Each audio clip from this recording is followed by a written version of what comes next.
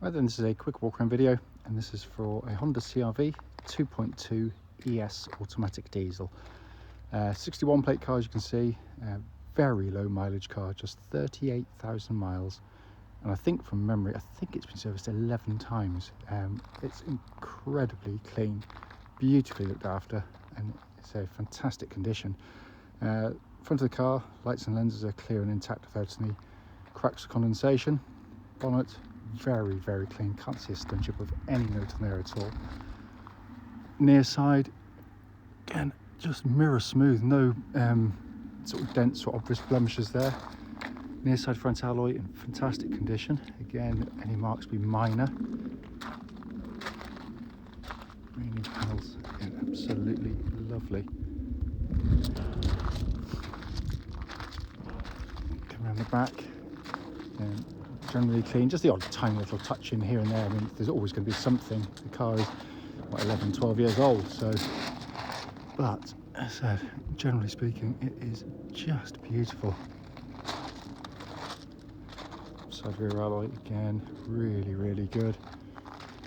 And offside front, again, likewise. I mean, it really is exceptionally clean.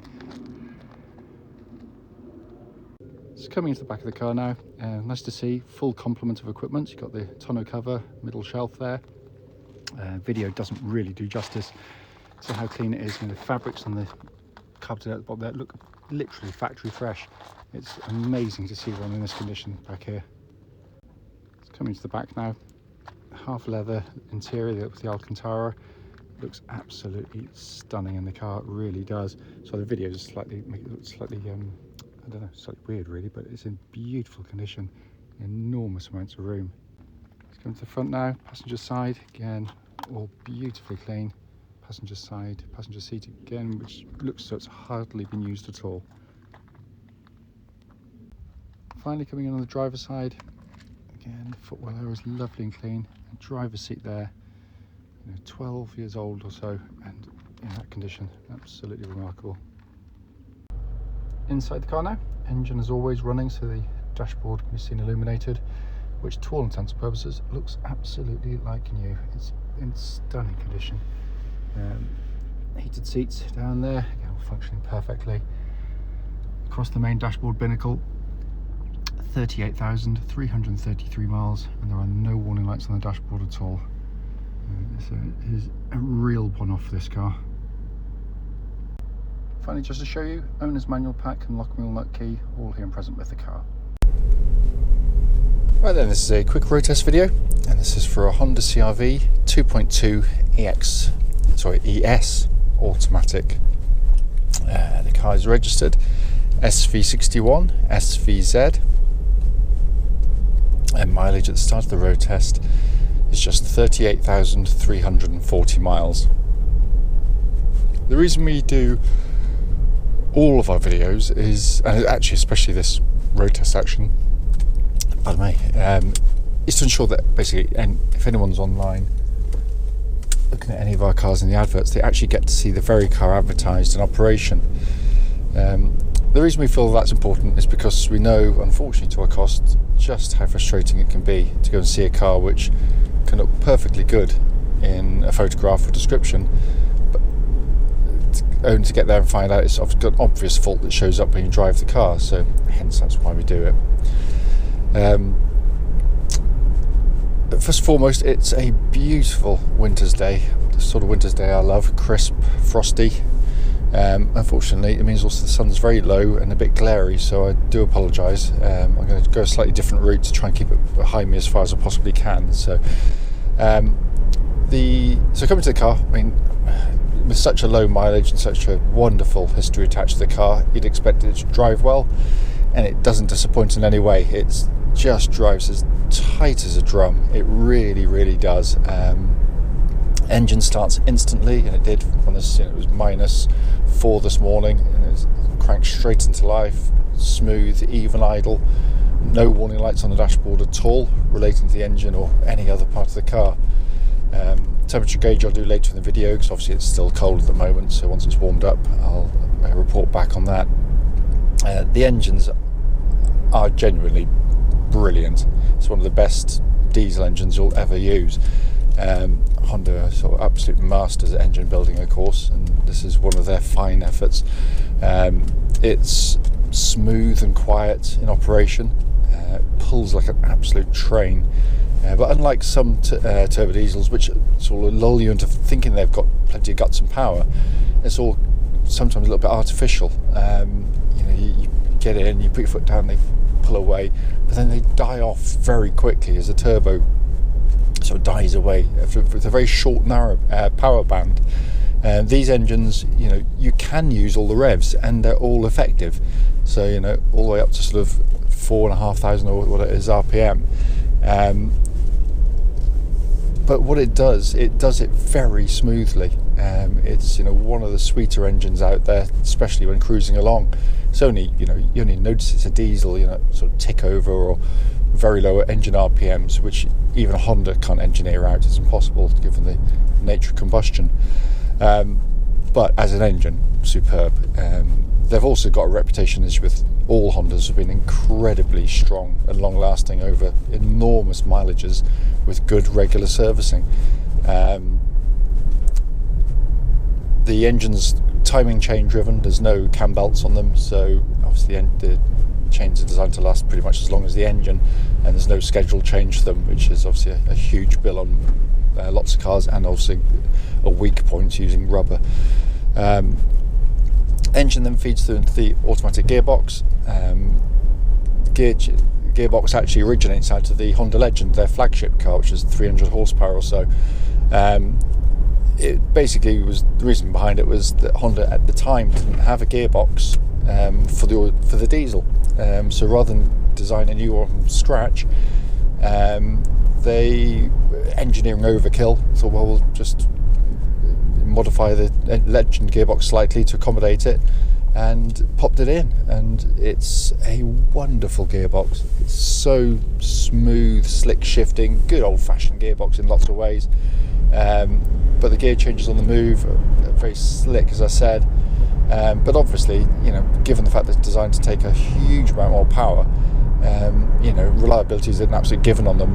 We've never touched one. I don't want to tempt fate, but they've got a reputation for, being at least as long-lasting as the engines.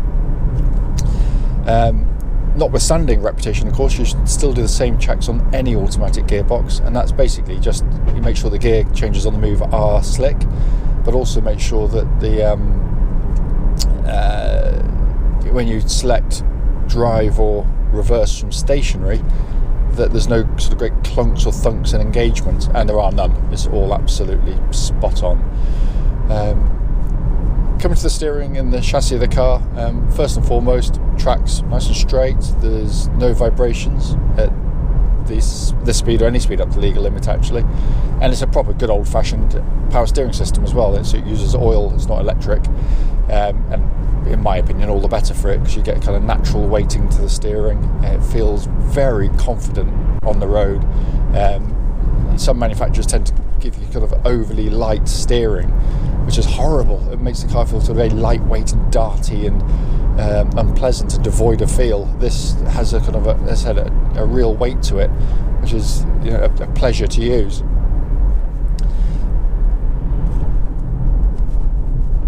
The steering also, when you're going through corners, it's precise, it's accurate. The whole experience is very, very car-like. These were way ahead of their time. Just as other manufacturers were still churning out stuff which would, just like driving commercial vans, Honda were making the CR-V, which was so car-like to drive, and there's only a handful of other cars in its class that would do the same sort of thing. The chassis, on bumpy, horrible roads like this, because it looks nice, it's not actually particularly pleasant. The ride's really good. It's well damped, it's smooth, it's comfortable.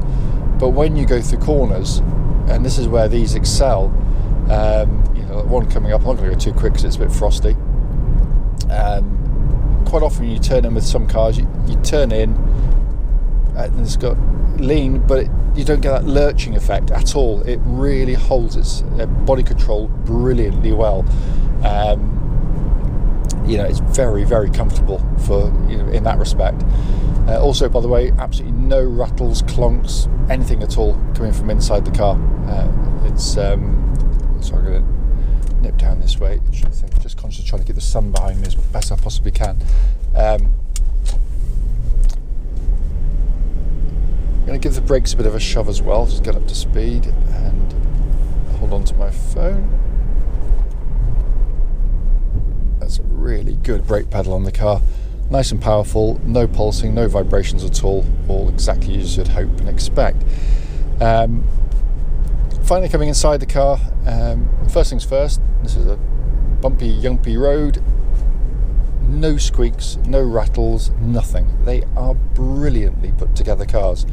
And this is where the motoring press and I have often sort of fallen foul of each other, just in the sense that I find them so frustrating.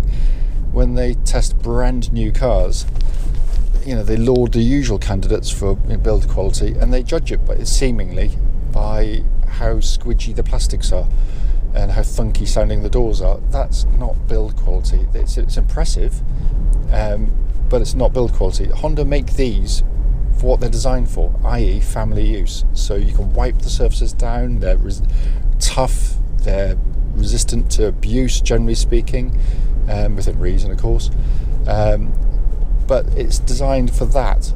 And, a lot of the other manufacturers after this period of time, even with low mileage, can be rattle boxes by comparison. It's also just a lovely place to sit and drive. The visibility is brilliant in the car, all round. You can actually see the bonnet, which is a miracle on modern cars. Massive wing mirrors, which is sort of almost van-like, so you can get a really good sense of where you are on the road for lane changes or manoeuvres. And then the whole dash design itself, just God love it. It's just so simple. You just jump in this car and drive it. You don't need a PhD in technology to do it. You've got a nice, big, simple, almost Fisher-Price style radio. Anyone can operate it. You've got a dual zone climate control system to give you different temperatures side to side if you so wish. That pumps out ice cold air, by the way. We checked it in a very warm workshop earlier. All the switch gear, everything you press, touch, squeeze, turn in Hondas has a beautifully engineered feel to it. Always has done, really satisfying in a tactile way. Then the dash binnacle in front is your classic Honda affair, symmetrical, so easy to take the information in. You look, you get the information, and that's it. You're back looking at the road again. And then this lovely leather-bound steering wheel, which, like the rest of the interior, shows virtually no wear at all. It's incredibly clean in here. This is a four-wheel drive version of the car, albeit it runs in front-wheel drive pretty much the whole time, so two-wheel drive. Because Honda worked out very quickly that most people will be driving where you don't need four-wheel drive on the whole time. So in that way it saves fuel, tyre wear, and puts a lot less mechanical stress through the car. It's genius in the way it works. Basically, it runs via the traction control system, so if the front wheels lose grip, even momentarily, it instantly brings in seamlessly the rear wheels to give you four-wheel drive. It is utterly superb and almost bulletproof reliable as well. As I said at the start of the video, the point of which is just to show the car operating, and I apologise, it's been a bit glary. It drives absolutely as new, and I hate saying that, but it genuinely does.